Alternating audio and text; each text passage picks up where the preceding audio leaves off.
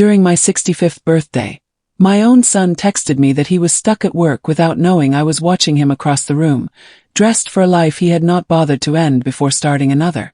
The message lit my phone so gently it almost offended me. Happy 65th birthday, Mom. I'm currently stuck at work. And I can't come over to celebrate with you, but I'll make it up to you. For a second, I felt the sting of those words the way any mother would. Small, sharp, familiar enough to be survivable. Yes, it is true that my son had disappointed me before, in the ordinary ways grown children do when their own lives start crowding the edges of yours. But this time something in my chest tightened differently. Not pain. Pressure. Like my body had recognized something my mind had not yet caught up to.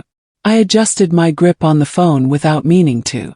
My fingers had gone slightly numb, and I pressed my thumb harder against the edge of it, just to feel something solid. I had not asked for a party. I had not asked for balloons or speeches, or some foolish restaurant staff coming over to sing at me while strangers clapped with tired hands. I had only wanted dinner, quiet food, familiar faces, a little decency placed around the day like a folded napkin. Instead, I was sitting in a low golden wash of restaurant light with my daughter-in-law, staring too hard at a water glass she had barely touched, while my son lied to me from across the room. I did not understand that last part immediately. Came to me in pieces. The restaurant was the kind that tried very hard not to look expensive. Dark wood, soft music, heavy chairs that asked people to stay longer than they meant to. Karina had insisted on bringing me there, and at first I thought she was simply trying to make an effort for my birthday. But from the moment we sat down, something in her felt pulled too tight. She kept smoothing the edge of her napkin, kept glancing toward the front entrance, then toward the back of the room, then down at her phone without unlocking it. Her lipstick was perfect. Her hands were not steady. "You all right?" I asked her once before the drinks came. She lifted her eyes fast and gave me a smile that didn't settle properly on her face. "I'm fine, Mama Marin." She was not fine. I knew that much. I just did not yet know the shape of her pain. Then my phone lit up. Then I looked up. It was movement first. A man standing near the far side of the room, one hand on the back of a chair, body turned slightly, the way people turn when they are listening closely to someone they want to impress. My eyes landed on the cut of the jacket before they landed on the man inside it. Navy, tailored, too careful for work. Stellan always dressed well. But this was not office tiredness. This was intention. This was a man who had looked in a mirror before leaving home and approved of what he saw. My breath caught, not fully, just enough to interrupt its rhythm, and I had to inhale again, more deliberately than usual. He was laughing. Not loud, not careless, just easy, relaxed. A version of my son with no pressure on him at all. And he was not alone. Petra Dunmore sat across from him with one hand resting near her wine glass. Her head tilted in that soft, receiving way women learn when they enjoy being watched. For a second, one thin, humiliating second, I told myself it could still be explained. Petra had known me for years. She had been in my kitchen, in my grief, in my holidays, in the messy middle of life where friendship stops being social and starts becoming woven. Stellan knew her. Of course he knew her. There were still innocent roads my mind could run down, if it moved fast enough. And for that second I almost chose one. Then Karina saw where I was looking. The air changed. I did not need her to say a word. Her face gave me more than language could have. It did not look shocked. It looked cornered, like fear she had been holding together with both hands had finally found a crack. "My name is Marin Caulfield," I said. And even now, I remember how strange my own voice sounded in my ears. Steady, low, too calm for what had already begun to break. Karina's fingers found my wrist under the table and gripped it hard enough to hurt. Across the room, Stellan leaned forward. Petra smiled at something he said and lowered her eyes, pleased in a way that made my stomach turn cold. Nothing about them looked accidental. Not the angle of their bodies, not the patience in his face, not the way he kept checking the room without ever seeming nervous. He was not hiding. He was waiting. That was when I understood the lie was only the smallest part of what I was seeing. This was not a meeting, not a lapse, not a foolish dinner that would look bad if explained too quickly. This had shape. This had timing. This had been arranged. And then I saw it at last, half-shadowed beside his hand on the white tablecloth. A small velvet box, dark as a bruise. Betrayal doesn't always enter your life as a stranger. Sometimes it sits in your kitchen and learns your routines. Wait, hold on, his mother's best friend. On her 65th birthday. I'm actually shaking for Marin right now. If you're already stressed out by this, hit that like button so we can suffer together. And subscribe now, because if this is how it starts, I have a feeling the fallout is going to be legendary. Let's get back in there. I kept my eyes on that little velvet box, but what hurt me most in that moment was not the object. It was the woman sitting across from my son, as if she had every right to be there. Petra Dunmore had been inside my life long enough to stop looking separate from it. There are people you know socially, and then there are people who have seen the inside of your ordinary days. Petra was not some decorative friend I called for birthdays and Christmas pleasantries. She had stood beside me at my husband's funeral in a black dress, so plain it told me she understood grief was not a place for style. She had brought soup when I had the flu and stayed long enough to wash the pot afterward. She had sat in my kitchen with her shoes off, drinking tea too sweet, laughing over the kind of old stories that only survive between women who have watched each other age in real time. She knew which cabinet held my plates. She knew I hated carnations. She knew the sound my front door made when it stuck in humid weather and needed a hard shoulder to close right. That was the wound. Not simply that Stellan was with a woman, that he was with a woman who knew where I kept my good towels. Across the room, she tilted her head at something he said and smiled with a softness I had once mistaken for decency. It made old memories start rising so fast they nearly tripped over each other on the way up. A Tuesday afternoon 3 summers earlier, I came home and found her car outside my house. She had said she was just passing through the neighborhood and thought she might check on me. I remembered how quickly she had stood when I walked in, how lightly she laughed, how Stellan, already there to help me move a heavy mirror, had gone quiet for half a second before speaking too brightly. At the time I had paused just for a second, long enough to feel something off. But I remember what I told myself just as clearly as I remember the feeling. Don't make something out of nothing. So I smiled back. I let it pass. I even apologized later that evening for being a little tense when I walked in. That was how easily doubt gets buried when trust has already made a home in you. Then there was Thanksgiving 2 years ago, when Stellan and Karina had one of those married people disagreements that begin quietly in a hallway and return to the table wearing smiles that don't fool anybody over 40. Petra had defended him too quickly. Not loudly, not enough to draw attention, just enough to sound invested in a way that did not belong to her. I remembered looking at her then, just for a beat, and wondering why she seemed irritated with Karina's hurt instead of curious about it. I told myself she was trying to keep the peace. Now I knew she was protecting something else. And then, Lord, that memory came back ugly. She had asked me what cologne Stellan wore, because she wanted to buy something similar for her husband, who she said had no imagination about these things. I had answered without thinking, without questioning why. She asked twice. Women betray themselves in the small permissions they are granted. My hand lay flat against the tablecloth now, fingers colder than the room deserved, while all those harmless old moments rearranged themselves into something fouler. Beside me, Karina's breathing had gone thin and uneven.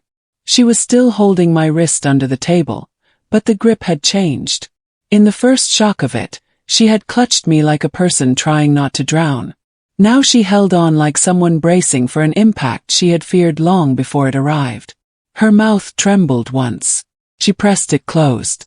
I turned my face just enough to look at her properly. She would not meet my eyes at first. She kept staring forward, toward them, toward the table where my son sat dressed in confidence, and my friend sat dressed in borrowed innocence. The restaurant light touched the side of Karina's face and showed me what strain had been doing to her. Not just sadness, sleeplessness, the private humiliation of carrying a suspicion you cannot yet prove without sounding mad. Finally, without looking at me, she spoke, so softly I almost missed it. I hoped I was wrong. That sentence settled into me harder than the lie Stellan had texted. Because hope like that does not spring up in one night. Hope like that grows in the dark, fed by little things. Change tone. A late return home. Phone turned face down too often. A woman swallowing her pride because she is not yet ready to swallow the truth. Across the room, Stellan leaned in with that calm, self-pleased expression I had never seen on his face when he was doing anything honorable. Petra's eyes stayed on him, warm and waiting. Then my son reached out, laid 2 fingers on the velvet box, and touched it like a man who already knew how this ended. I stood up to stop it, and a man who barely knew me stopped me instead. The movement came out of me before thought did. 1 second I was sitting there with my son's hand resting on that velvet box like it belonged to him, and the next, my chair had shifted back just enough to betray me. Not loud, not dramatic, but enough. Beside me, Karina moved faster. Her hand tore away from mine. Her napkin slipped to the floor. The sound was small, but in that room it carried. Her breathing turned sharp, uneven. Shoulders lifted, eyes bright in a way that meant she was past caring who saw her. I saw her mouth open. I knew that look. That was not a woman about to speak. That was a woman about to detonate. No, I said under my breath, though I wasn't sure if I meant her or myself. She didn't hear me. Or she did, and it no longer mattered. Across the room, Stellan stood easy, one hand near that velvet box like it belonged there. Petra angled toward him, smiling into the moment like she had already accepted something the rest of us hadn't been told yet. Neither of them looked our way. That was the worst part. There is something especially cruel about people sinning comfortably. Karina pushed her chair back harder this time. I can't sit here, she said, but the whisper broke in the middle. I can't. A man stepped in beside our table so quietly I hadn't seen him approach. Black shirt, black tie, mid-30s maybe. The kind of face that blends into service until it decides not to. He didn't look at the room first. He looked at me, then at Karina, and something in his expression told me this wasn't curiosity. It was recognition. Ma'am, he said quietly, one hand raised. Not touching, just enough to interrupt motion. Please. Just give it a minute. Karina turned on him instantly. Move. He didn't. That was the first thing that made me look at him properly. Most staff step back the moment emotion sharpens. They disappear. They protect the room, not the people inside it. This man held his ground. Not rude, not forceful, just decided. I'm sorry, he said lower now. Careful. I know this isn't my place. But if you go over there right now, you'll walk straight into something you can't undo in front of all these people. That slowed something in me. Not stopped it. Slowed it. Karina let out a breath that sounded more like a fracture than air. I don't care. I know, he said. That's why I'm saying something. I looked at him again, harder this time. And then it settled. I had seen him before. Not enough to know his name, but enough to place him. Family dinners, one anniversary, a Sunday lunch after church, when everything still looked whole from the outside. He must have seen it land in my face, because his voice shifted, quieter but firmer. I've served your family here more than once, he said. That's the only reason I'm stepping in. That mattered, not because it explained everything but because it explained enough. Karina's eyes cut toward him. Stepping in for what? He hesitated. Just once. Like a man deciding how much truth he could afford to say without crossing a line he couldn't step back from. I've seen them, he said finally. Together. The room didn't get louder. It got smaller. I don't mean tonight, he added quickly. Before. Few times. Same table usually. Same corner. Karina went still. Not calmer, worse. Well. He didn't rush now. Didn't embellish. I pay attention to patterns, he said. That's part of the job. He doesn't come in like a man working. No laptop, no calls, no rush. They sit close. Stay long. Order without looking at the menu. His eyes flicked briefly across the room. Tonight is different. I followed his gaze, and once I did, I couldn't unsee it. The space around their table wasn't accidental. It was positioned open enough to be visible, tucked enough to feel intentional. A low arrangement of flowers, not decorative but placed. A young woman near the bar holding her phone too steady, not filming herself but them. Even the staff movement had changed. Not avoiding, accommodating, making room. This wasn't spontaneous. It was built. Karina made a sound beside me. Not quite a sob, something thinner breaking at the edges. Her knee hit the table as if her body still intended to move forward anyway. I caught her hand again, hard this time. Her fingers were cold. Crispin looked at me, not her. And now I understood why, because I was the only one in that moment who could still choose control. Please, he said quietly. No performance left in it now. Just urgency. Whatever this is, it's about to happen in front of everybody. Beep. Then softer. Don't let your first move be the one they remember. That landed not as advice, as warning. Across the room my son straightened. His hand moved toward the box. And I realized, all at once, this wasn't something we had interrupted. This was something we had been meant to witness. Stay calm, Crispin said one last time.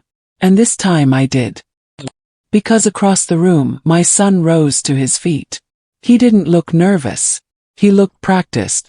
That was the first thing that made something inside me go cold instead of hot.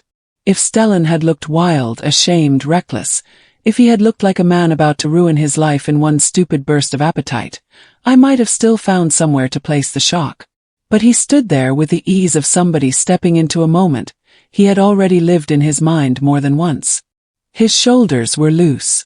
His face was open. He was not trembling. He was not second-guessing. He looked like a man arriving on time to something he had arranged for himself. Okay, can we talk about the waiter for a second? That is a hero move. Usually, staff will just stay out of it to avoid a scene, but this waiter is basically telling Marin, don't give them the satisfaction of a public meltdown. You can tell Stellan has been playing this perfect guy persona for so long that even the restaurant staff noticed the patterns.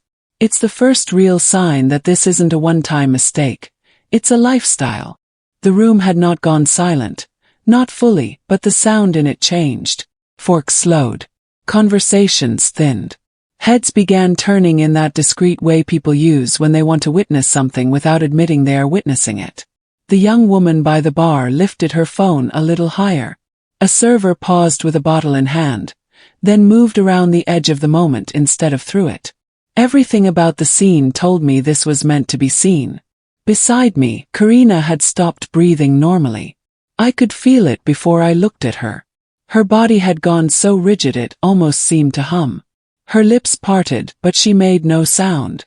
The hand I was holding twitched, once hard, as if every nerve in her wanted to tear free and run across that room. I tightened my grip. Not gently, not as comfort, as restraint. Don't, I said, low enough that only she could hear. Her eyes snapped to mine, full and bright and wounded in a way that reached past tears. She looked young in that second. Not childish, just suddenly exposed, like all the dignity she had been using to hold herself together had slipped and left her standing in rawness. He's really doing it, she whispered. I did not answer. There are some sentences too ugly to help by repeating. Across the room, Stellan smiled down at Petra Dunmore with a tenderness so carefully arranged it made me feel unclean just looking at it. He said something first that I could not hear, something meant only for her, and she laughed softly, her hand already lifting toward her throat. Not startled, not confused. Pleased. Prepared. Her eyes shone, but not with disbelief, with satisfaction. That was when I knew the box had not introduced a surprise.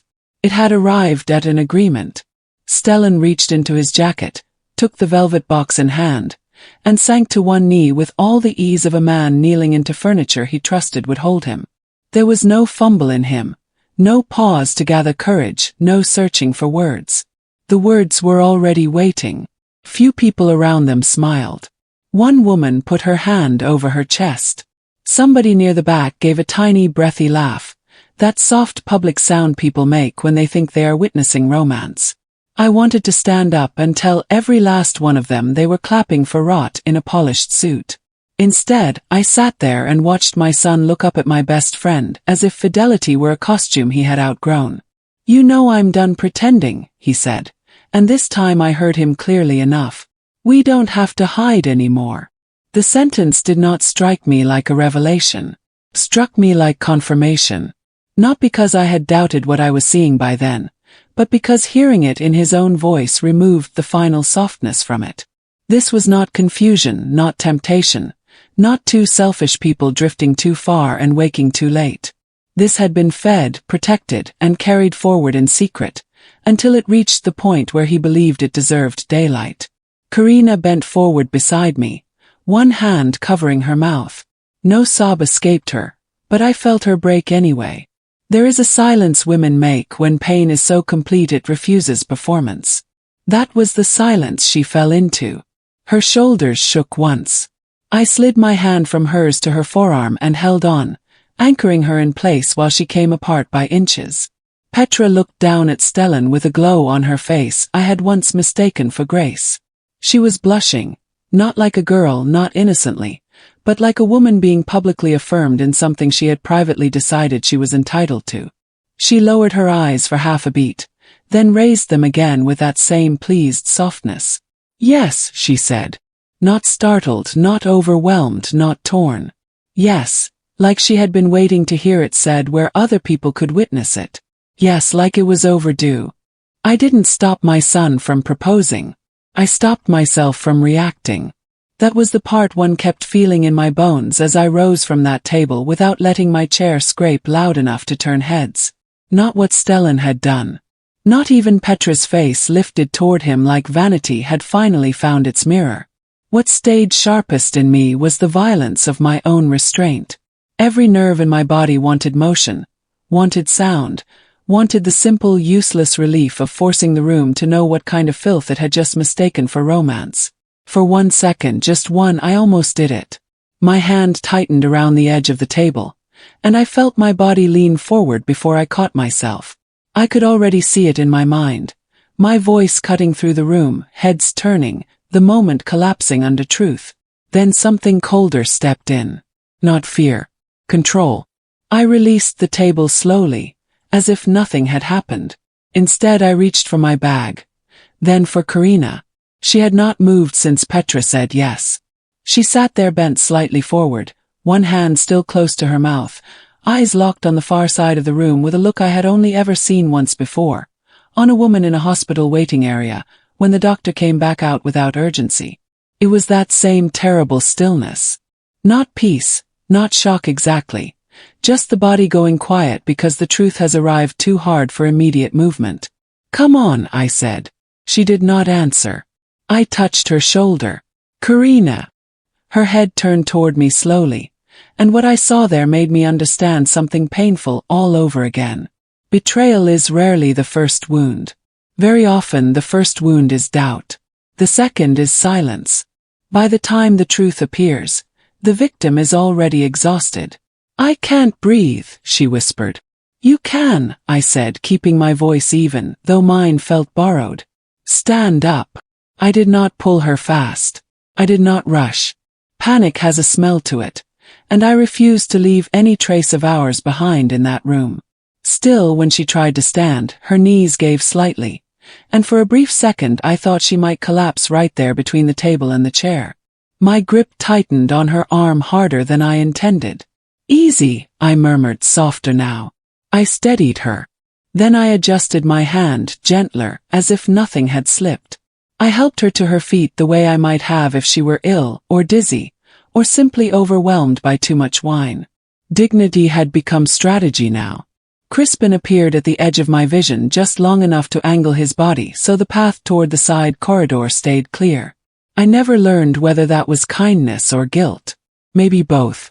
We walked out without my son seeing me. That detail mattered to me more than it should have. Some hard, old part of motherhood still wanted him to have one more second of innocence before consequences learned his full name. I hated that part of myself. I respected it too. Love does not disappear when disgust arrives. It just stops being soft. The corridor leading out to the valet doors was cooler than the dining room, and the silence between us changed there. Inside, it had been forced on us by witness. Outside, it belonged to us. Karina stumbled once in her heels. I caught her elbow and kept us moving. The night air hit like a slap, cleaner than I deserved, colder than I wanted.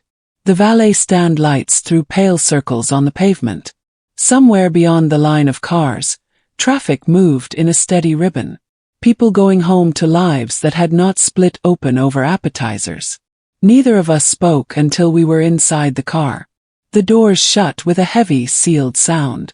For a moment, all I could hear was our breathing and the faint click of cooling metal from somewhere under the hood. Karina stared straight ahead. Her mascara had not run. That made her look more broken, not less.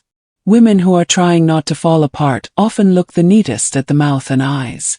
Then she turned to me so suddenly it almost startled me. "Why did we leave?" she asked. Not loud, not angry. Worse than that, stripped.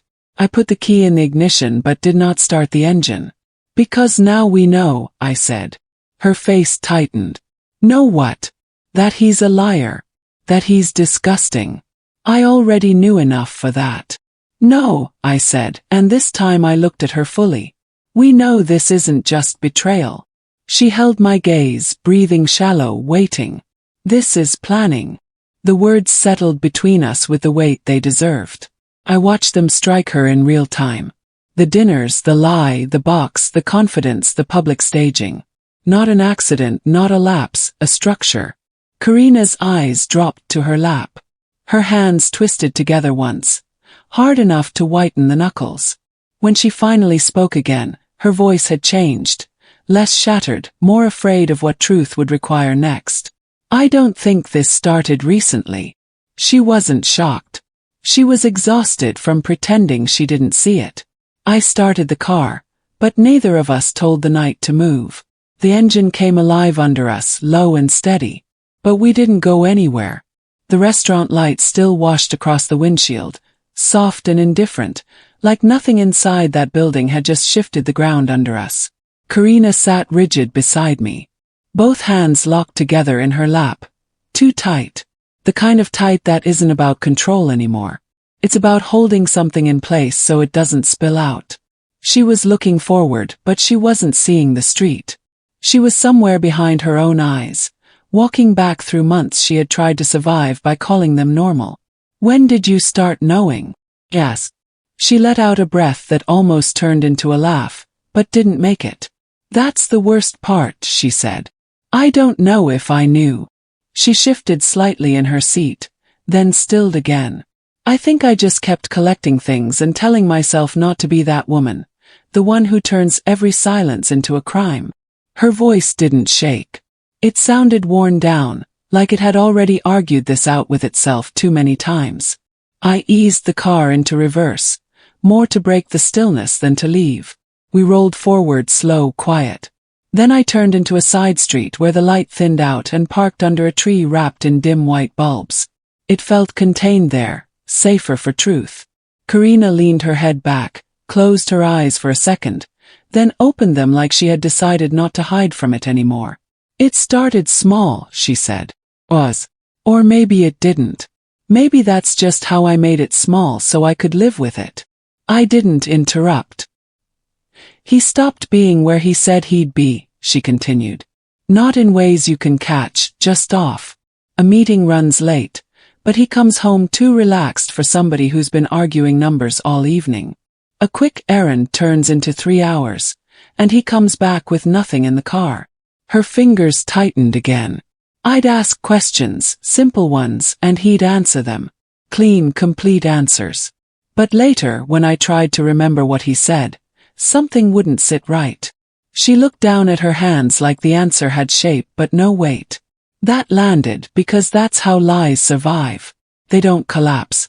They float. "He changed how he touched his phone," she said. She gave a small, tired shake of her head. "That sounds stupid." "It doesn't," I said. "He used to leave it anywhere. Kitchen counter, bathroom shelf, bedside table." Her voice stayed steady, but her jaw tightened. Then all at once it was always face down. Always in his hand or angled away. She swallowed. And he got too calm. I turned my head slightly. Too calm. She nodded. Like he was managing me. If I asked where he'd been, he'd smile first. Soft voice patient, like I was already wrong for asking. Her mouth pressed thin. It made me feel unstable. She let out a breath. That's what I hated most. Not the lying. The way he made my instincts feel rude. I felt something shift in me then. Not just anger, recognition. Stellan hadn't slipped into deception. He had learned how to control the room around it. Karina's thumb moved against her finger. Small, repetitive, like her body needed something to do while her mind stayed still. And then there was the money, she said. That changed everything. I turned toward her fully. She let out a quiet breath through her nose. I almost didn't tell you this part. Tell me anyway. She nodded once. About 4 months ago he started pushing this idea that we should hold off on a joint investment my father wanted us to make long-term safe. He said timing mattered, that he wanted to stay liquid, that there were opportunities he didn't want to miss. That was already strange. Stellan likes security when it benefits him. I said nothing. Then the bank called. The air inside the car shifted. Asking about a personal line of credit. My grip tightened on the steering wheel. I told them they had the wrong person. Beep. They didn't. She finally turned to look at me. It was in my name. That sat between us. Heavy, unmoving. Not fully used, she added, but opened. He said it was temporary, that he didn't want to burden me with details unless it became necessary. Her mouth twisted slightly. He said he was doing it for us. Silence filled the car. Not empty, loaded. Did he use it? Yes. A portion, she said. Just enough to matter. Not enough to trigger anything obvious, unless you were already looking. She held my gaze now, and what sat in her eyes wasn't confusion anymore. It was clarity she didn't want. That's when I started feeling sick, she said quietly. I didn't speak. Not because I knew about another woman, she continued. Because I started realizing something else. Her voice dropped, slower now, more careful. Maybe he wasn't just lying to me. Maybe he was setting something up. See, this is where it gets truly sinister. It wasn't enough to break her heart. He had to jeopardize her future. Opening a line of credit in her name while he's planning a life with another woman. That's not unhappy in a marriage. That's criminal. It's wild how Karina is starting to realize that the man she's been sleeping next to is actually a stranger who was treating her like an ATM. Let's continue the story. Outside the windshield, a couple crossed the street, laughing, leaning into each other like the world still made sense. I watched them pass and felt something inside me settle into place. Karina didn't look away this time. I think, she said, placing each word deliberately. He was preparing to leave without losing anything. He didn't fall into two lives. He chose how to divide himself between them. I did not take Karina home. Neither of us was ready for doors. Home asks things of a woman. It asks her to step inside and pretend the furniture still belongs to the same life, to answer messages, to sit where she used to sit without remembering too much. That night, I wasn't willing to perform any of that. So I drove. Not fast, not aimless. Just far enough that the city started loosening its grip. Street lights spaced out, storefronts thinned. The kind of quiet that doesn't ask questions. I pulled over near a small public square. The fountain was off. The benches empty, no witnesses. I turned the engine off. The silence that followed didn't feel empty. Felt like something waiting. Karina didn't move right away. Then she shifted slightly in her seat and pressed her hand against her chest, just for a second, like she was checking whether her body was still keeping up with her mind. I watched her. Then I looked back out through the windshield. The more I sat there, the less what we had seen felt like ordinary cheating. At first I tried to make it smaller, An affair, a mistake, a man losing his footing, something human, something messy enough to forgive or at least understand. That would have been easier. But something about it refused to shrink. I could still see him, the way he stood, the way he moved. No hesitation, no tension, no fear of being caught. That was the part that wouldn't let me lie to myself. Affairs, even confident ones, carry strain. A misstep, a glance that lingers too long. Something that reveals the man knows he's balancing something unstable. Stellan hadn't looked like that. He had looked comfortable. Like the moment belonged to him. Like nothing about it required effort. I let that thought sit longer than I wanted to. Then I said it. This wasn't confusion. Karina didn't look at me. Confused men stumble, I continued. Your husband didn't stumble. He moved like he knew exactly where he was standing. She let out a breath. Not sharp, not surprised, tired. I know, she said. But the way she said it wasn't agreement. It was surrender. The kind that comes after you've already argued with yourself and lost. Silence settled between us again. Not empty, heavy. And something in that silence shifted. Not just what he had done, but how he had done it. I could feel it arranging itself in my mind. Not chaos, structure. He didn't leave one life before starting another, I said slowly. Karina's head turned slightly. He built both. At the same time. That landed. I saw it land. Her shoulders dropped just enough to tell me something inside her had stopped resisting the shape of it. She looked down at her lap. At home, she said quietly.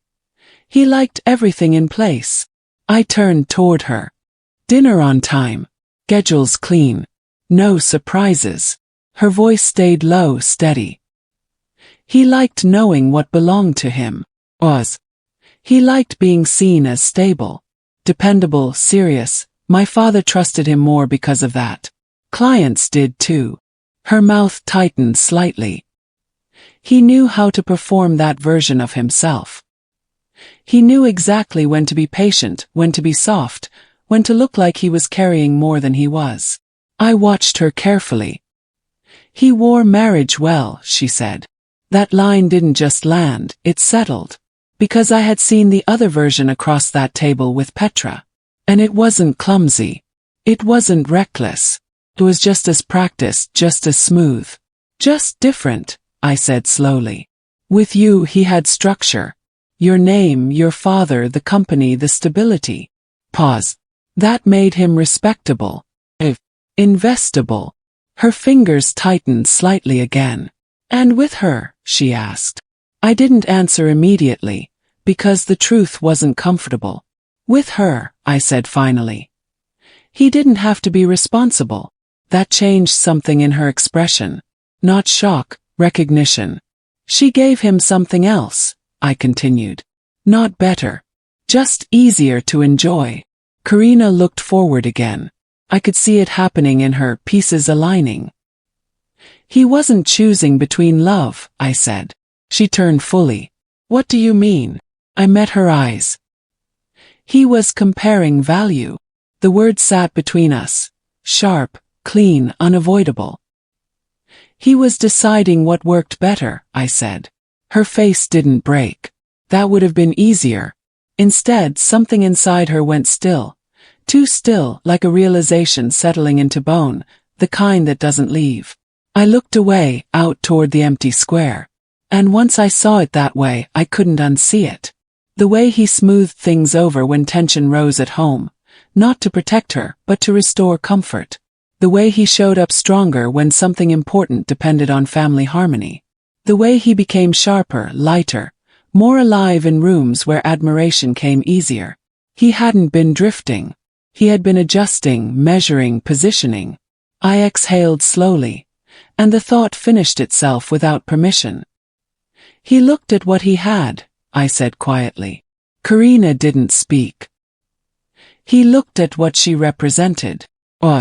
And he decided she was more. Not better, not deeper, not kinder, just more. The word sat there, ugly in its simplicity. I felt something settle in me then.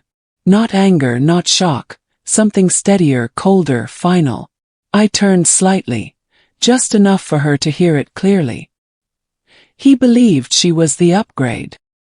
I expected shame. She offered me confidence. I did not sleep much after the restaurant. Sleep would have asked me to surrender too much ground.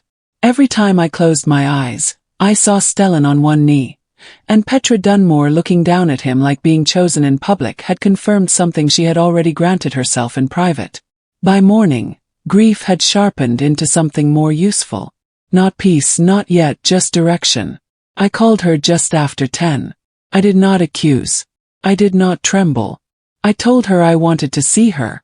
And because women like Petra mistake composure for weakness, she agreed without hesitation.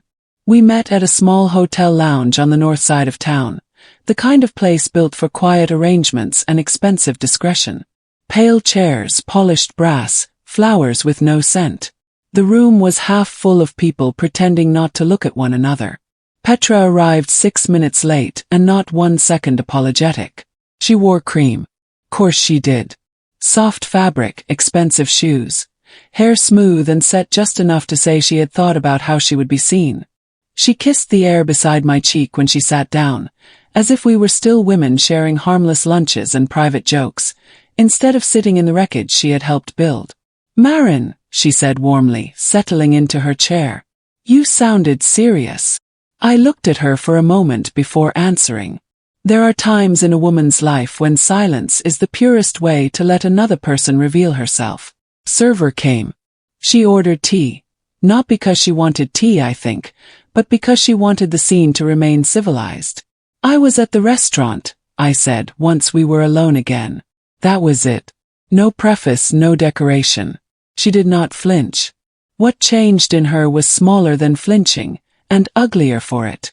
Her mouth softened at one corner. Not into guilt, not into alarm, but into the kind of expression people wear when they realize a private matter has become inconvenient sooner than expected. "I figured you might have been," she said. That sentence sat between us like something dead. Kept my face still. "Did you?" Petra lifted her teacup and blew lightly across the surface before taking a sip. "Maren, I know this is painful. I'm not pretending otherwise. But I'm also not going to insult you by acting like this is some little accident that can be reduced to a bad decision over wine." The arrogance of that nearly took my breath. She set the cup down with care. "What happened between Stellan and me didn't begin in foolishness. It began in honesty." I almost laughed. Not because it was funny, but because some lies are so polished they circle back around and become grotesque. "Honesty," I repeated. "Yes." Her eyes held mine steadily. "He has been unhappy for a long time." I noticed she did not say unhappy with what, marriage, pressure, himself. Did not matter. Women who justify themselves through another woman's son or husband rarely bother with specifics once they decide their desire is morally superior to timing. "And you found that comforting?" "Yes." She gave a small shrug. "I found it human." There it was. Calm, entitled, morally detached. Not a villain twirling a glass and enjoying my pain, something worse. A woman who had rewritten the story in her own head until selfishness sounded evolved. "What about Karina?" "Yes." Petra's expression shifted then, but only by a shade. Not pity. Irritation almost. "Karina will hurt, yes. But marriages end every day, Maren. Sometimes the cruelest thing is not ending them when they've already hollowed out." The room stayed quiet around us. Somewhere near the bar, ice fell into a shaker. A man laughed too loudly, then stopped. I kept my hands folded in my lap because I did not trust them on the table. "And my friendship?" "Yes." She held my gaze, and for the first time, I saw the full poverty of her heart. "I didn't set out to hurt you. That was all. Not, I'm sorry. Not, I was wrong." Just a neat little sentence meant to suggest injury without responsibility. Then she leaned back slightly, crossing one leg over the other, and something almost satisfied entered her face. "It won't stay messy forever," she said. "Some things have to break before people can be free." "I'll be free soon." The words were casual. Too casual. Not if, not I hope. Not I'm thinking about it. I looked at her then, not as my former friend, not even as the woman who had sat across from my son in a restaurant while my birthday cooled untouched on the table. I looked at her as a person standing on an invisible ledge with absolute confidence in the ground beneath her. And I understood, all at once, that Petra Dunmore believed the landing had already been paid for. She thought the money was secured. She thought she owned what she had only ever been allowed to touch. The morning after I met Petra, I stopped thinking about betrayal as something emotional and started looking at it as something structural. That shift didn't come easy. On the drive home there was a moment, just one, where I almost talked myself out of it. That maybe I was reaching. That maybe pain had taken one ugly truth and stretched it wider than it deserved to go. That maybe what I had seen in her wasn't certainty, just denial dressed well. That thought held for less than a minute. 'Cause I knew the difference. Denial avoids eye contact. Petra had held mine. Denial hesitates. Petra had been calm, too calm. The kind of calm that doesn't come from emotion. Comes from assumption. An assumption, when money is involved, is rarely innocent. She hadn't looked like a woman risking everything. She had looked like a woman who believed the risk had already been accounted for. Stellan had proposed the same way.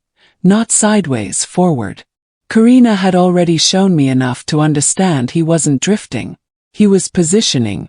And people don't move like that unless they think they know where they'll land. So I made 2 calls. The first was to Karina. Not to reopen anything, just one question carefully asked. Do you know how Gareth's family structures their assets? There was a pause on the line. Then, my father might, she said. That was all. No details, no speculation, just direction. That alone told me enough. Because families like that don't explain themselves openly. They operate in patterns, and people close enough to them learn to recognize those patterns without naming them. That was enough for me to make the second call. Sedona Price. We weren't close, but we understood each other. She had spent nearly 30 years working estate structures. Not the loud kind people argue over in court, but the quiet kind that never make it that far because they were built correctly in the first place. We met that afternoon in a bakery that smelled like cinnamon and old wood. Uneven floors, soft noise, the kind of place where people talk without feeling watched. I didn't give her everything, just enough. A woman, a marriage, confidence that didn't match the risk. She listened without interrupting, didn't nod too quickly, didn't rush to conclusions. That alone made me trust her more than certainty would have. Then she stirred her coffee once. Slow, deliberate. She lives well, Sedona said. That's not the same as owning well. I sat back slightly. She's been married into that family for years, I said. The house, the travel, the accounts. Sedona lifted her eyes. Not to disagree, to correct. Living around wealth and controlling it are 2 different positions, she said. Her tone wasn't harsh, just precise. And I'd be careful about assuming anything without seeing actual documents. Families like that don't all structure things the same way. That hesitation mattered, because it removed certainty and replaced it with reality. People hear wealth and imagine access, she continued. But access is often managed, limited, conditional. She took a small sip of her coffee. No jargon, no lecture, just the truth underneath it. Some assets sit in personal names, she said. Some don't. Some are joint. Some are protected long before a marriage ever happens. She glanced at me briefly. And some are designed specifically to stay inside the bloodline. I didn't interrupt because now it wasn't sounding like theory. It was sounding like structure. You can live in a house, Sedona said. Host in it, decorate it, and still not own it in a way that protects you once things change. Third commentary. I love this shift. Stellan thought he was the one in control, but he forgot that his power was entirely borrowed from Karina's family and Marin's reputation. Watching him get slowly erased from the office is so satisfying. It's not a loud firing. It's just the world deciding he's no longer worth the space he takes up. He's realizing that without the women he betrayed, he's actually nobody. That landed not as revenge, as correction. Let's keep listening and please drop your comment on what you think about this in the comment section. I thought of Petra, the way she sat, the way she spoke about freedom like it had already been secured. What happens? I asked carefully. If someone like that decides to leave? Sedona didn't answer immediately. She set her cup down first, then looked at me directly. It depends, she said. On what's actually in her name, on what's joint, on what's protected, on what was never hers to begin with. But if she's confusing access with ownership. She didn't finish the sentence. She didn't need to. She's going to have a difficult adjustment. That was it. Not a prediction, not a guarantee, just a possibility. And that was enough because now I understood something clearly. Not perfectly, but clearly enough to matter. Petra hadn't just made a reckless emotional decision. She had made a calculated one based on an assumption. And if that assumption was wrong, everything she thought she was stepping into didn't exist the way she believed it did. And Stellan, my son, had tied himself to that same belief. I sat in my car longer than I needed to after I left. People passed by carrying ordinary things. Groceries, bags, small plans. Life moving forward like nothing had shifted. I could have called her. That thought stayed longer than I expected. I could have warned her, woman to woman. Told her to check the ground she thought she was standing on before she stepped any further. Once I might have done that. Once I believed information was a form of mercy. But mercy doesn't travel well where respect has already been broken. And she had used mine as cover. Sat in my home, learned my life while dismantling it. By the time I turned the key in the ignition, the hesitation was gone. Not anger, not revenge. Something quieter, cleaner, more final. Let her walk forward into exactly what she believes is waiting for her. We prepared quietly, and for a moment nothing happened. That was the part one had not expected. Not because I thought consequence would come with thunder, but because once truth sharpens inside you, you begin to imagine the world ought to shift its weight in recognition. Does not. Very often, the ugliest days of a woman's life unfold under the same sunlight as ordinary errands, the same traffic lights, the same grocery bag sweating in the back seat, while betrayal keeps smiling with all its teeth. Karina moved first, the way wounded women often have to, if they want any chance of surviving what comes next. She stopped hoping explanation would save her. I went with her to meet a divorce attorney 3 days after the restaurant. A woman named Winifred Ashby, mid-50s, steady voice, navy suit, no wasted language. I liked her immediately, because she did not perform outrage on Karina's behalf. She listened, took notes, asked clean questions, and treated the facts as if facts were enough to build from. Sometimes that is the greatest mercy available. Do not accuse him yet, Winifred said, after Karina laid out the line of credit, the shifts in behavior, and what we had seen with our own eyes. Do not warn him. Do not hint that you know more than he thinks you know. Quiet is leverage, if you use it correctly. Karina nodded, but I could feel how much it cost her. So the work began. Account statements were printed.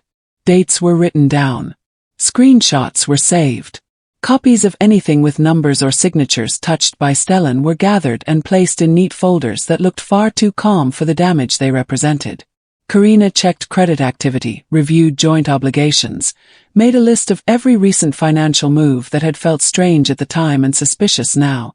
I sat beside her through most of it, not because she could not do it herself, but because pain scatters the mind, and another pair of eyes can sometimes keep a woman from drowning in details. What unsettled me most was how ordinary he remained while all this was happening. Stellan called me on the second evening. "Happy birthday again, Ma," he said, warm as milk, easy as Sunday. "I hate that work pulled me away the other night. I'm going to make it up to you this weekend." I stood in my kitchen with one hand on the counter, listening to my son lie with such gentle confidence that for half a second, something poisonous moved through me. Not belief exactly, but memory. The old reflex of wanting the simpler version of him back. "That won't be necessary," I said. He laughed softly. "You sound tired." I almost asked him if proposals were exhausting work too. But I did not. "Quiet," Winifred had said. Quiet is leverage. I am tired, I answered. He lowered his voice, affectionate. Now get some rest for me. For me. The phrase stayed in my ear long after the call ended. Karina got it worse than I did. He texted her like a man maintaining weather. Are you home yet? Don't forget your appointment tomorrow. I picked up your dry cleaning. One message included a heart. She showed me with a face so blank it frightened me more than tears would have. He's acting normal, she said. We were seated at her dining table with statements spread between us, late afternoon light cutting across the papers in bright bars. She looked up from her phone as if the words themselves had become dangerous. Maybe he thinks this is manageable, I said. Or maybe we've built a whole monster out of something filthy but smaller, she said. And there it was, that terrible middle ground after discovery, when reality has not yet changed shape on the outside and the mind starts bargaining with itself. Did we misread it? Did we make structure out of sin because structure is easier to fight than chaos? Did that line of credit mean what it looked like? Did the proposal somehow not mean what any sane woman would think it meant? Then I saw the answer in the room around us. On the sideboard sat a framed wedding photograph of Karina and Stellan, smiling with the clean confidence of people who believed the future was a safe place. Below it, on the table, lay copied records of a financial move he had made in her name without full honesty. In her phone sat his tender messages. Somewhere else entirely, perhaps at that very hour, Petra Dunmore was still carrying herself like freedom had already been purchased. Well, we had not misread anything. We were simply standing in the quiet interval before impact, and quiet can make weak hearts doubt themselves if they let it. I gathered the papers into one stack and looked at Karina. This calm, I said, isn't peace. Outside, the evening went on pretending to be ordinary. Inside I understood at last, collapse had not started yet. He didn't lose everything at once. He lost access first. That is how real consequences begin for men like my son. Not with shouting, not with security marching them out under fluorescent lights while everybody pretends not to stare. Begins smaller than that. Quieter. A door still opens but not as easily. A meeting still happens but not with the same eyes in the room. The coffee is still warm, the building still polished, the title still attached to the email signature for a little while longer, but something underneath it has already shifted. By then Karina had filed. Not noisily. Not in a way that gave Stellan the dignity of immediate confrontation.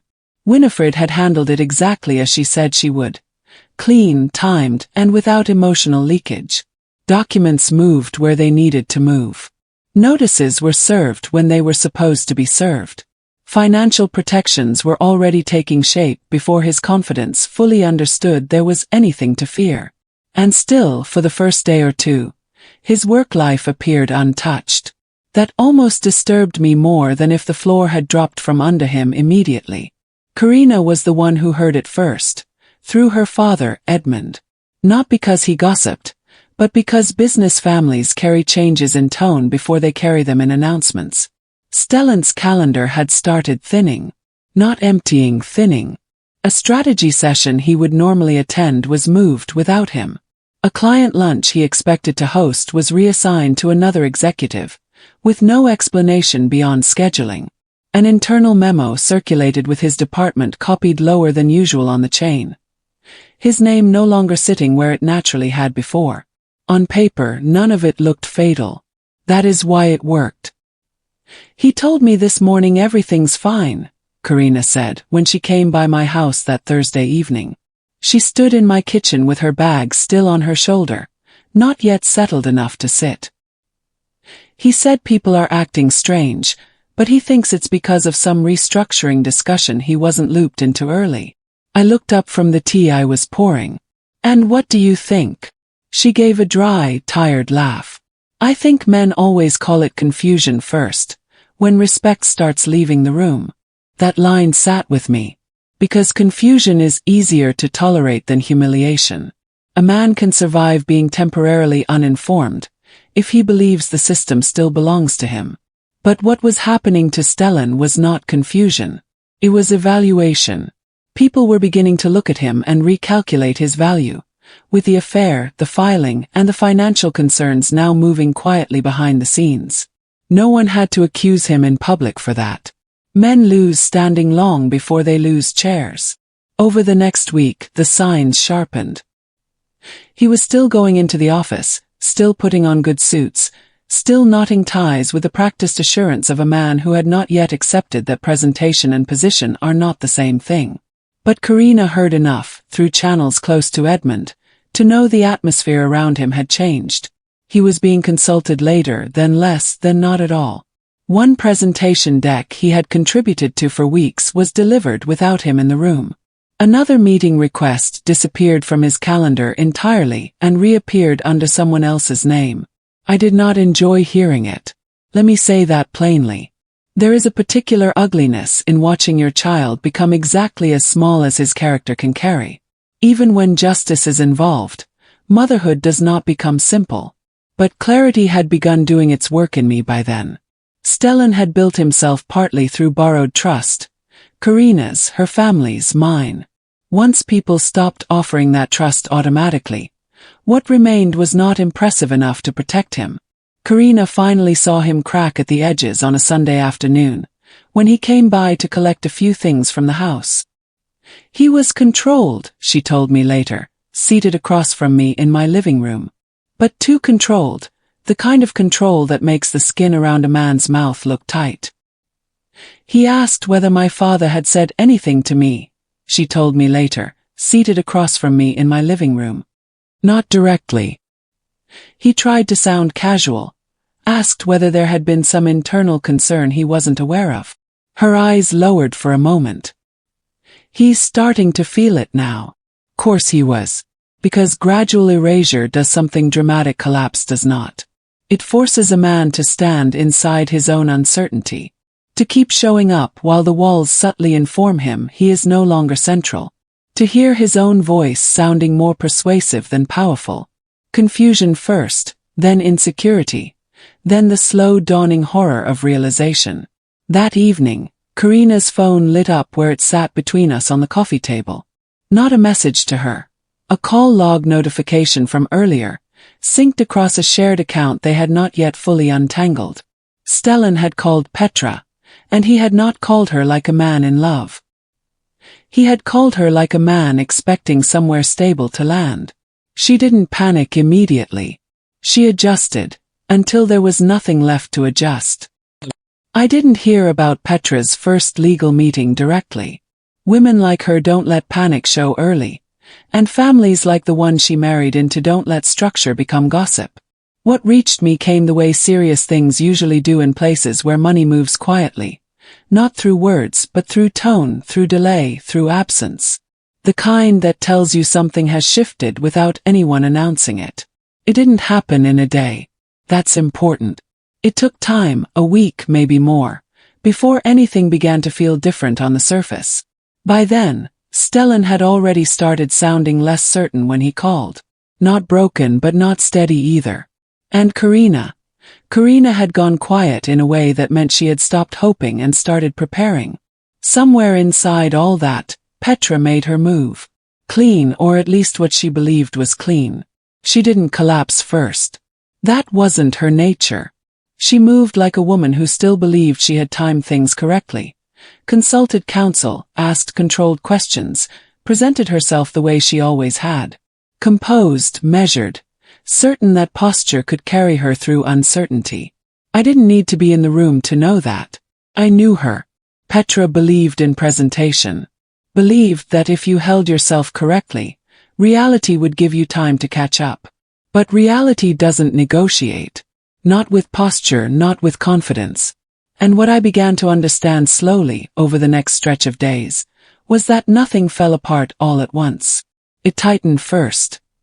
Access not removed, just adjusted. A card that used to pass without thought paused once, then again, long enough to require explanation.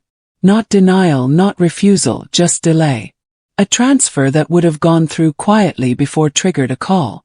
Polite routine but unnecessary.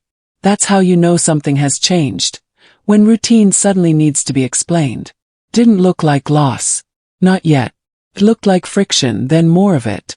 Accounts she had moved through freely began requiring confirmation. Authorizations were clarified. Structures were referenced.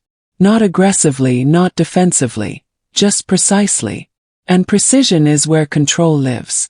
A property she likely spoke of as hers was described differently. Not taken, reframed. Part of a structure, not an ownership. That distinction matters more than people think. Nothing dramatic happened.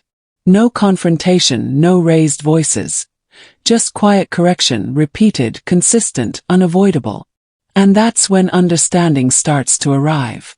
Not in one moment, but in small, accumulating discomforts. Question answered once, then answer the same way again, then again, until the answer stops sounding like information and starts sounding like a boundary. Her lawyer, whoever he was, wouldn't have needed to say much. Just enough. Just clearly. That residence is not title. That access is not control. That being inside a life does not mean you can carry it with you when you leave. That's where confidence begins to shift. Not disappear. Shift first in the eyes, then in the pauses between sentences, then in the way a woman starts choosing her words more carefully because she's no longer certain which ones will hold. Petra had built her certainty on an assumption that she could leave one structured life, attach herself to another, and move forward without losing ground. That assumption didn't break loudly, failed quietly, and once it did, everything else had to adjust around it. I didn't hear that she panicked. She wouldn't. Petra didn't collapse in public. She recalibrated. That's what women like her do when the ground shifts. But recalibration only works when there's still somewhere stable to stand. And that's what she had misjudged. Because the doors she thought would open easily didn't close, they slowed. Responses took longer. Conversations became more careful. Invitations shifted. Not withdrawn, just reconsidered. That kind of movement is easy to ignore at first, easy to explain away until it repeats. Until delay becomes pattern. Until pattern becomes truth. And by then, it's too late to pretend you don't understand it, because you do. At the same time, something else was happening. Stellan was no longer standing beside her as a promise. He was becoming a question. A man who arrives confident is one thing. A man who arrives needing something is another. That difference matters more than romance ever admits, because once need enters a relationship built on advantage, the balance changes. And Petra, for all her confidence, understood balance, which meant she would have seen it, felt it, calculated it. And once she did, the fantasy lost its value. That was the part people misunderstand. She didn't regret him because of morality. She recalculated him because of cost. And when a woman like Petra Dunmore realizes she is not stepping into something better, she doesn't announce defeat. She adjusts direction, quietly, strategically, back toward what still holds, even if it means pretending the step forward never happened. She tried to go back not because she was sorry, but because she understood, just in time, that she had nowhere else to stand. They didn't fail together. They turned on each other. That was the part people on the outside never understand about selfish love. They think two people who break other lives to be together must at least be loyal to each other in the ruins. But loyalty built on appetite is fragile. It holds only as long as the fantasy keeps paying. Once pressure arrives, real pressure, adult pressure, the kind with documents and consequences and rooms that no longer welcome you the same way, people stop looking like soulmates and start looking like expenses. By then, Stellan needed something from Petra that had nothing to do with romance. He needed steadiness. Not poetry, not heat, not secret dinners and polished little glances across restaurant tables. He needed a place to land that still looked worth the falling. His work life had thinned into humiliation. Karina was no longer reachable through softness or routine. The line of credit had become one more thread in a larger pattern no careful person could explain away forever. And whatever fantasy he had built around choosing Petra in public had begun to reveal its true cost. He had stepped out expecting to rise, and found himself dropping through air. Petra, on the other hand, no longer needed celebration. She needed recovery. That difference matters, because a man who needs shelter and a woman who needs restoration are not standing in the same relationship anymore. They are standing on opposite sides of a calculation, each hoping the other still has value. And there it is. The moment these soulmates realize they're actually just two selfish people who can't offer each other anything. Petra didn't want Stellan. She wanted the version of Stellan that had money and status. Now that he's a complication, she's done. It's a brutal reminder that a relationship built on a pile of lies will always collapse the second the bill comes due. I did not have to witness their unraveling directly to understand its shape. Some of it came to me through the same quiet channels that had carried the rest of this story. Shifts in tone, glimpses through people who saw pieces, the disciplined way information travels when scandal has moved past excitement and into consequence. Some of it came from Karina, who had learned by then to spot the emotional weather changing before a storm ever broke open. He called her 3 times yesterday, she told me one evening in my kitchen. We were standing side by side at the counter, not talking like two women enjoying tea, but like two women who had learned that busy hands make hard truths easier to bear. I was slicing lemons I did not need. She was drying a clean glass that had already air-dried 15 minutes earlier. She answered. He asked once. I let that sit. Karina placed the glass down carefully. And whatever she said, it wasn't what he expected. I looked at her. How do you know? Her mouth curved, but there was no humor in it. Because after that he sent 2 messages. One long, one short. She met my eyes. The long one disappeared. The short one didn't. That told me enough. A man deletes the first message when pride still thinks there is a better version of him to present. He sends the second when fear takes over. By then, Petra's confidence had already been cut at the knees by reality. The wealth she thought stood behind her had pulled back into its proper structure.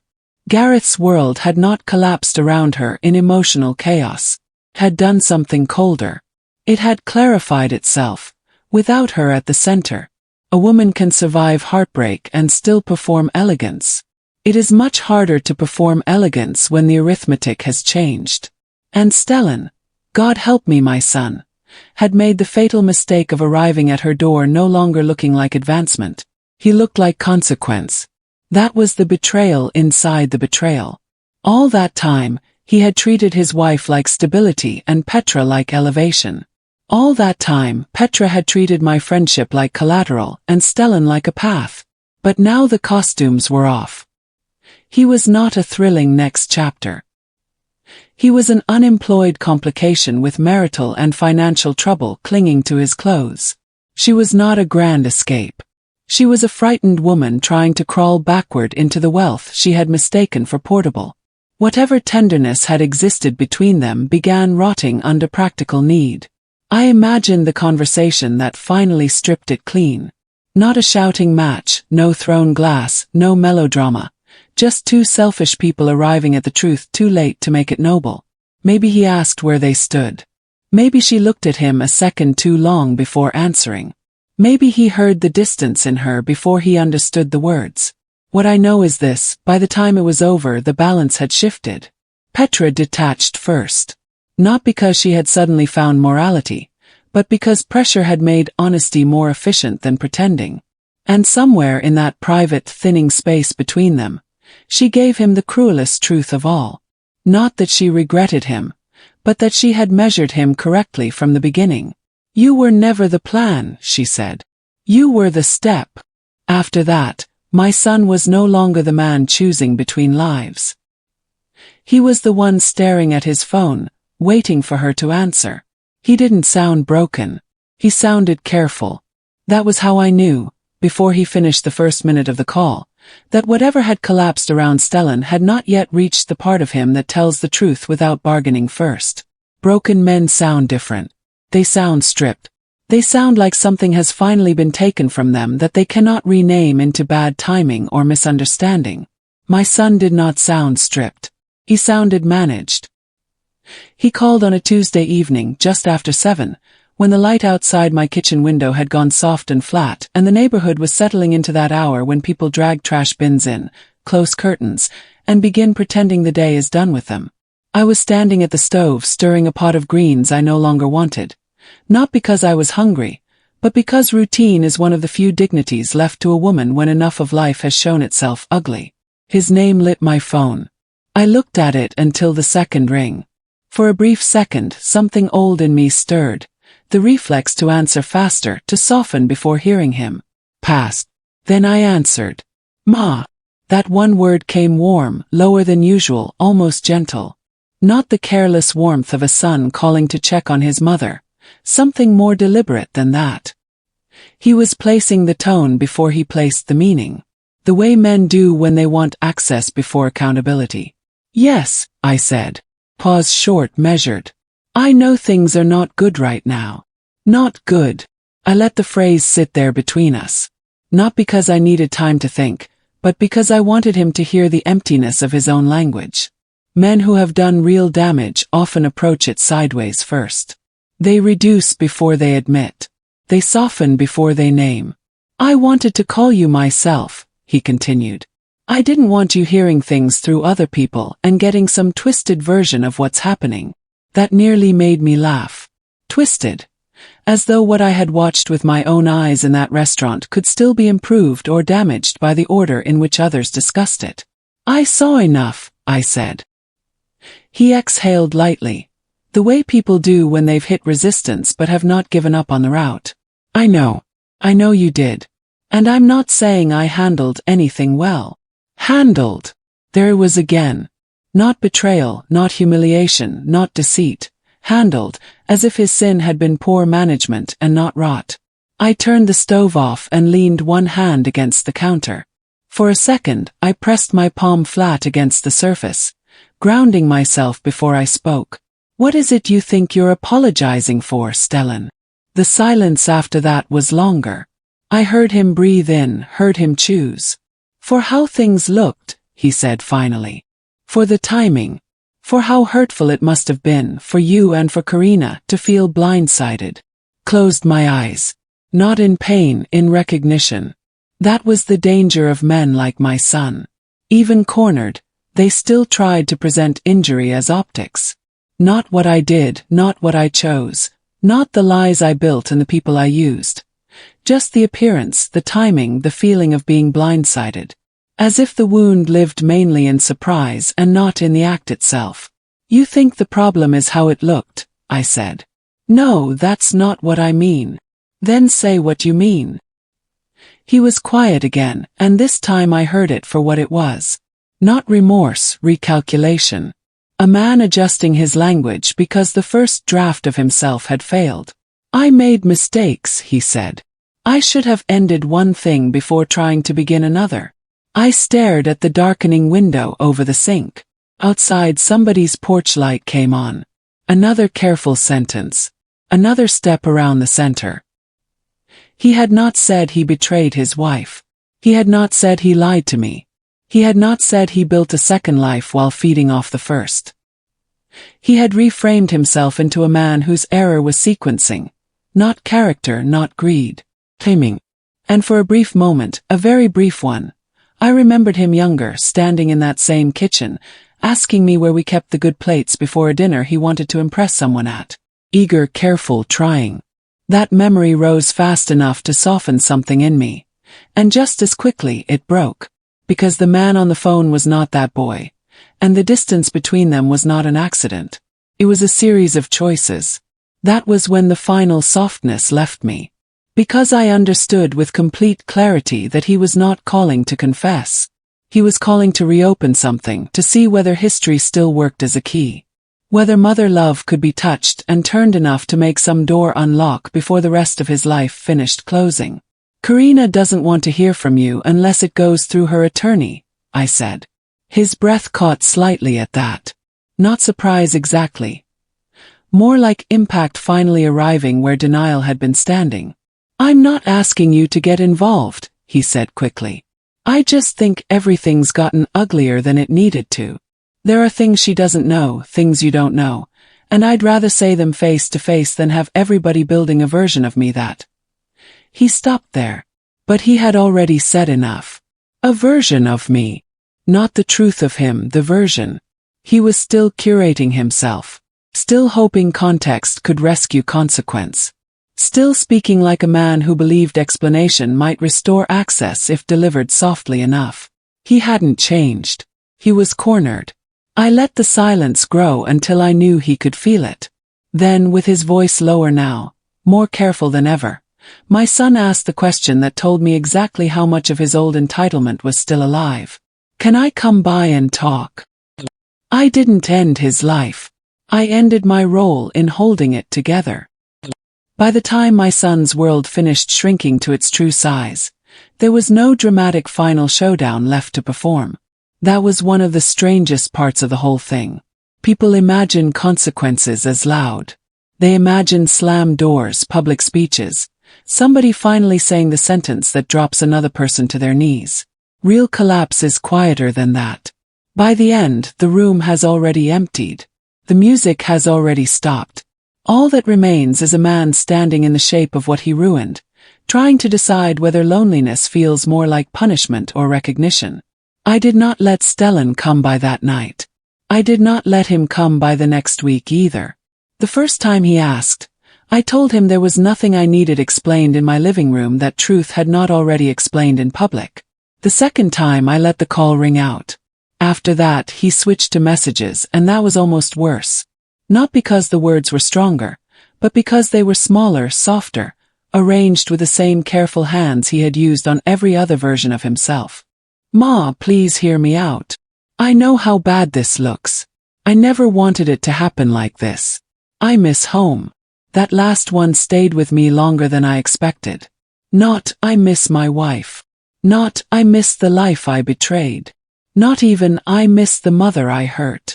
Home, as if what he grieved most was access. By then, Karina was no longer speaking like a woman waiting for her life to be handed back to her. She had changed, the way women do when pain finally stops arguing with truth. Her voice had become steadier. Her face looked clearer, not because she was healed, but because she was no longer divided against herself. She had moved the rest of his things out through channels that did not require her to witness his excuses. Winifred Ashby handled what needed handling. Edmund kept his distance in the correct way. Present, protective, but not controlling. That mattered. Karina did not need another man stepping in to author her recovery. She needed room to stand in it herself. The last time she sat at my table, she looked tired, but no longer haunted. I thought I was losing everything, she told me, wrapping both hands around a mug of tea she never quite drank. But I think what I was really losing was the version of him I kept trying to save. He nodded. Some truths deserve silence after them. Petra Dunmore had gone quieter too, though not with grace. There was a difference between dignity and reduction. What happened to her was reduction. She did not glide back into her old life untouched. People like Petra never understand how much of their power depends on uninterrupted illusion, until the illusion breaks under real light. She had tried to retreat before the financial door shut fully. But retreat is not restoration. Once a woman shows the people around her what she is willing to trade for vanity, the room does not hold her the same way again. Even when the furniture stays put, something in the air has shifted. As for Stellan, he was left with the ordinary, unpolished version of consequence. Not cinematic ruin. Worse, a life without cushion, without automatic welcome, without the invisible labor of women smoothing his mistakes into something survivable. Me. I learned that motherhood can become a form of dishonesty, if it is used to keep a grown man from meeting his own reflection. One evening, weeks after the last legal pieces had settled into their proper places, I was sitting alone in my den with a lamp on low and a blanket over my knees. Nothing dramatic. Just a quiet house and the sound of a late news anchor talking too brightly from the television. My phone lit up on the side table. Stellan. For a long moment I only looked at it. Then the call died. A message followed. I'm outside. I just want 5 minutes. My hand shifted slightly on the arm of the chair. Just enough that I felt it. And for a brief second, one I did not expect, I pictured him as a boy again. Standing on the other side of a door, waiting for me to open it. That memory came fast, and it almost moved me. Almost. I exhaled slowly and let it pass. Because the man outside my house was not waiting to be raised. He was waiting to be forgiven. And those are not the same thing. I did not move toward the window. I did not rush to the door. I did not answer. And in that stillness, I felt the full circle of it. Months earlier, he had sent me a message from across a restaurant, while sitting inside a lie he believed would open into a better future. Now another message sat glowing in the dark while he stood somewhere beyond my walls. No longer hidden by charm, no longer protected by proximity, no longer carried by the women he had mistaken for permanent shelter. I let the phone go dark. Not out of anger, not out of performance, out of clarity. Some things are not repaired by one more conversation. Some men do not need another chance to explain themselves. They need the dignity of living inside what they chose, without asking the nearest woman to soften the edges for them. I never opened the door. He thought he could live two lives without losing either. What he never understood was this. Some losses don't arrive as punishment. They arrive as truth. This story is a perfect example of why you should never ever ignore your gut. If you have a story of your own, or one you've heard that left you speechless, drop it in the comments. I'm always looking for the next case to break down. Make sure to check out my other videos on the channel if you want more deep dives like this one. And subscribe so you don't miss the next upload. Stay safe, stay skeptical, and I'll see you next time.